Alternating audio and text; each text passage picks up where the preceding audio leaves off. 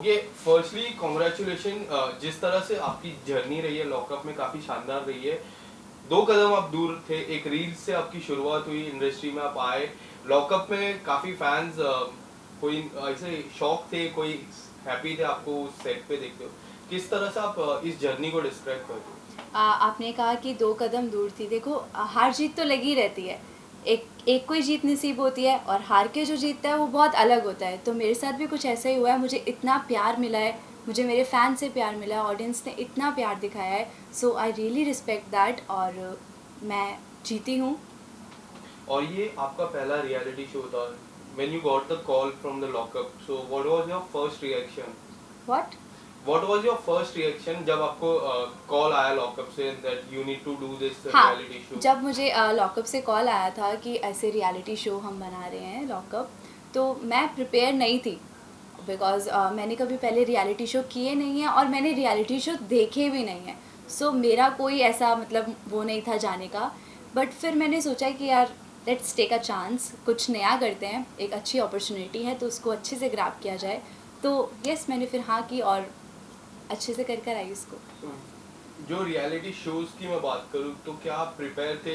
Because lockup एक fresh reality show था, पर इससे पहले बिग बॉस जैसा रियलिटी शो, क्या आपने मैं उसको प्रिपेयर नहीं फॉलो? थी। जब मैंने लॉकअप के लिए भी हाँ की, तब भी मैं प्रिपेयर नहीं थी। मैं खुद से मतलब ये चीज़ मैं मान नहीं पा रही थी कि यार सीरियसली मैं रियलिटी शो में जा रही हूँ। बट धीरे धीरे वहाँ जाके भी मुझे 1 डेढ़ हफ्ते तक यही लगता रहा कि यार मैं क्यों आ गई, कि मैंने क्यों किया, मैंने कॉन्ट्रैक्ट क्यों साइन कर दिया, यार मेरे को नहीं करना चाहिए था, मुझसे नहीं हो पा रहा है। बट धीरे धीरे मैंने वहाँ ग्रो करना शुरू किया, मैंने सब में इन्वॉल्व होना शुरू किया। तो फिर ऐसे ही मेरी जर्नी चलती रही, धीरे धीरे और मैं यहाँ पे हूँ। Inside that jail what was the most difficult part? Most difficult part वहाँ पे माँ बाप से दूर रहना। और जो सीक्रेट टेलिंग टास्क था, आपने एक बहुत बड़ा सीक्रेट उसमें रिवील किया था जो फॉरेन में आप गए थे। तो उस आप जब वो बोल रहे थे तो आपको बैक ऑफ द माइंड क्या कुछ आपके अंदर चल रहा था कि like if I go out, what what will my fans think, मेरे मम्मी पापा सुन रहे, क्या कुछ चल रहा था mind, back of the mind क्या कुछ था? कुछ नहीं, मैंने जो बोलना था वहाँ पे बोला और ऐसा उसमें कुछ नहीं था। उसमें यही चीज़ बोली थी मैंने कि उनको पैसे रिटर्न भी किए थे और दैट्स ऑल। शुरुआत मैं करूँ दोस्ती से, आपकी सबसे अच्छी बॉन्डिंग आपको क्या लगती है किसके साथ सबसे अच्छी बॉन्डिंग बनी आपकी? मेरी मुनावर, साइशा, अली, ज़िशान, सबके साथ, पूनम। तो मैं मुनावर से शुरुआत करूं। मुनावर और आपकी बॉन्डिंग काफी अच्छी लगी, लोगों को भी काफी अच्छा, उसमें हैशटैग्स बने, इफ यू या डोंट नो हैशटैग बने, किस तरह से देखते हो? और मुनावर की कौन सी क्वालिटी आपको अच्छी, सबसे ज्यादा अच्छी लगी? हिज ब्रेन, कि जो वो जिस तरीके से चीज़ों को नाप तोल के बोलता है, उसको पता है कि उसको किस तरीके से अपने आप को प्रेजेंट करना है सामने वाले के सामने। तो उसकी ये क्वालिटी बहुत अच्छी है कि वो जितना बताना चाहता है वो उतना ही बताता है। So that's a good thing about और हिम। आपकी ऐसी कोई दोस्ती घर पे जिससे आप बाहर अब आ चुके हो और उनसे मिलना नहीं चाहोगे, कोई ऐसा थी? ऐसा कुछ नहीं है यार, देखो, ये कोई हेट रेट थोड़ी चल रहा है, सबसे मिलेंगे, कोई दिक्कत नहीं है। और जब से आप बाहर आए हो, देयर इज वन थिंग कि people want to see you and Munawar in a real. यार, हम मेरे को तो टाइम ही नहीं मिल पाया। मैं कल रात को ही बॉम्बे आई हूँ। सो मैं अपनी फैमिली के साथ थी, तो अब लेट्स सी, मिलते हैं। और मैंने आपके इंस्टाग्राम अकाउंट पे भी देखा the kind of reception you got when you went to your home town, उसके बारे में किस तरह की फीलिंग हुई उस रिसीव बहुत करके? एक प्राउड फीलिंग भी थी और मेरे मम्मी पापा, मेरे फ्रेंड्स, मेरी फैमिली बहुत प्राउड थे और वो बहुत खुश भी थे। और मैं उनको देखकर बहुत खुश हुई कि उन्होंने जिस तरीके से मेरा वेलकम किया। आई वॉज उस टाइम पे बिकॉज फील हो रहा कि thank you Y Guru ji, thank you so much. आपको क्या लगता है कि क्या कुछ ऐसी बात कमी रह गई जो आपको थर्ड बनाए, एंड पायल को सेकंड एंड मुनावर को फर्स्ट बनाए? उन लोग में वैसी क्वालिटी थी जो आप में नहीं थी? सी देखो, हर कोई अपने हिसाब से अपना 100% देता है। शायद मेरी कोई कमी रही हो, आगे आने वाले लाइफ के लिए मेरे लिए सीख थी कि हाँ, मैं कहीं कुछ भी कमी ना छोड़ूं।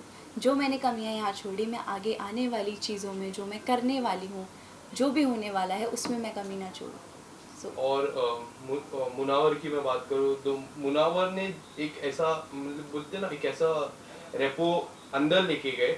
उनके पहले के वीडियोस काफी चर्चा में रहे थे, बिल्कुल। और अंदर आप सबसे ज्यादा क्लोजली उनको देखे। तो डू यू थिंक कि वो बिहेव ऐसा कर रहे थे कि वो नेचुरल था? सी मैं लॉकअप के बाद मुनावर से पर्सनली नहीं मिली हूँ, सो उसके बारे में मैं नहीं बता पाऊँगी। और जिस तरीके से वो अंदर लॉकअप में रहता था वो बिल्कुल नेचुरल था मेरे हिसाब से, बिकॉज मेरे को कभी ये चीज़ फील नहीं हुई कि वो फेक है। तो आई होप कि वो बाहर भी ऐसा ही हो।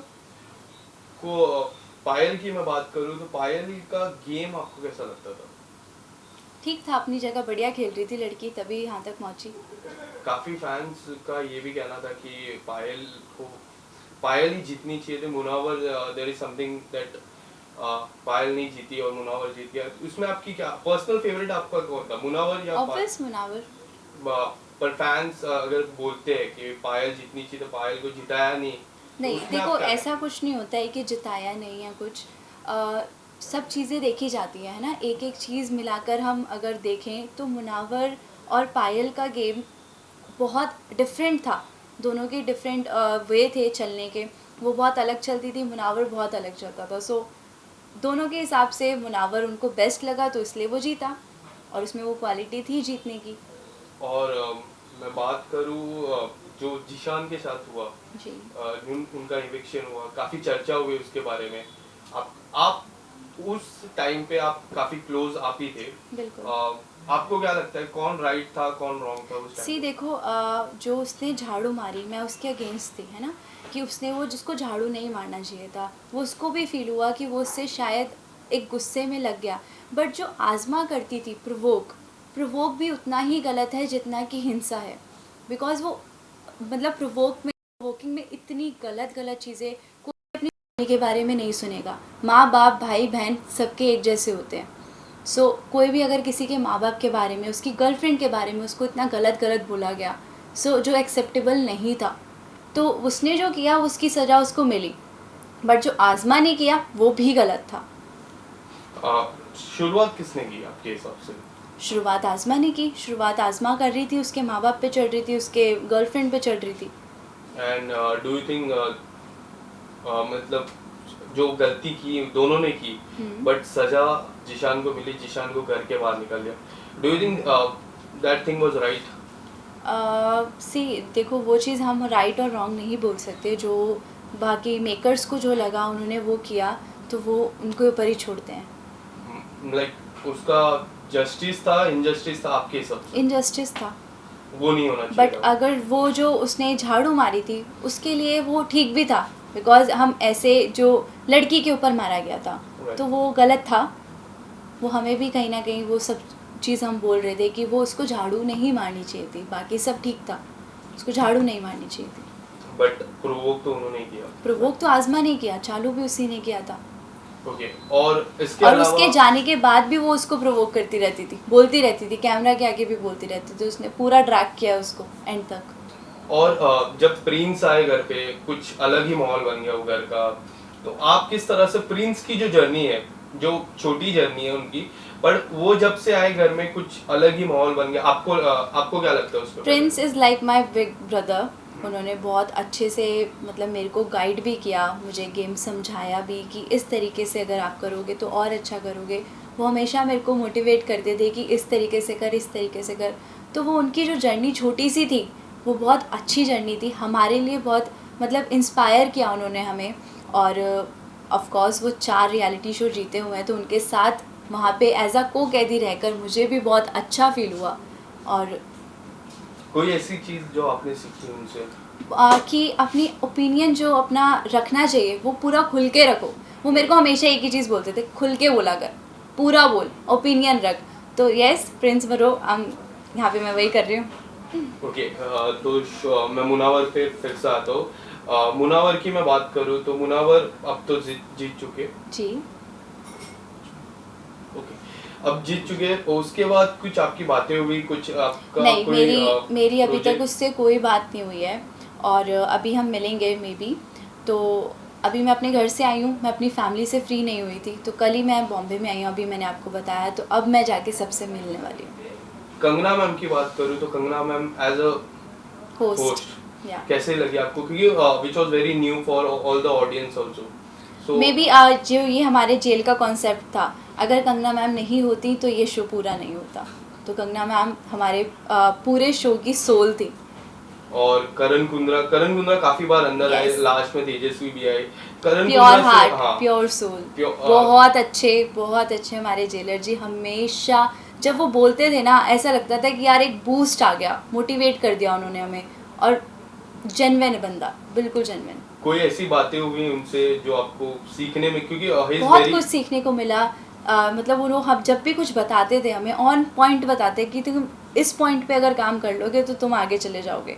तो वही वो जो छोटी छोटी सीख देते थे वो बहुत अच्छी थी।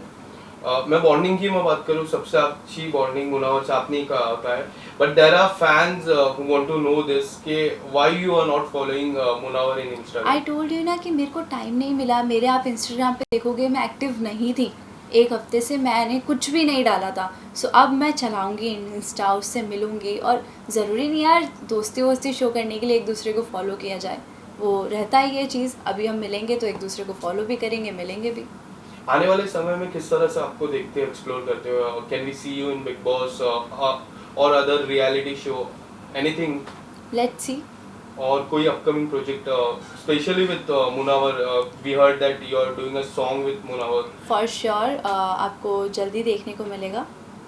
और anything else line up? No comments, surprise. Thank you so much. Yeah thank you.